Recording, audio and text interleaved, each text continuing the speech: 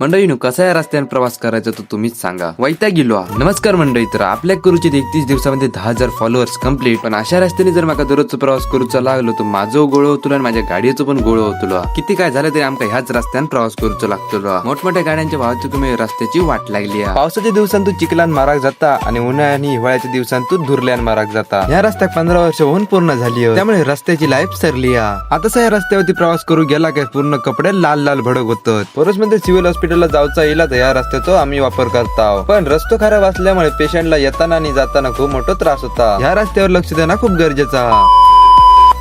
नंतर मी गॅरेज वरती माझ्या दररोजच्या कामात सुरुवात केलंय. सकाळी मस्त की कोरडा ऊन पडलेला, त्यामुळे वातावरण खूप मस्त सुंदर झाला. आयशरच्या अवध्यावरचं पुस्तकी सगळं कलर रिमूव्ह करून घेतला. 80 आणि 150 सगळा घासून घेतला आणि त्याच्यावरती आता पुट्टी चढवून घेतलंय. नंतर मी नाश्ता करूसाठी गुरी मावली हॉटेल जवळ. तुम्ही कधी इला तर नक्की ट्राय करा. नंतर सूरज मागा घेऊन गेलो आपली स्मशानभूमी दाखवू. मनाक लागलो चल तेरे को जन्नत की सैर करा केला ताऊ. मग मी ते का सांगलोय, आता स्वर्ग लोक आणि नरक लोक जाण्याचा मार्ग दिसतोय.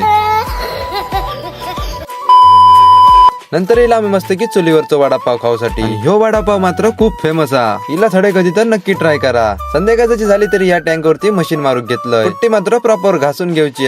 नंतर निघालाय मी घरात जाऊसाठी.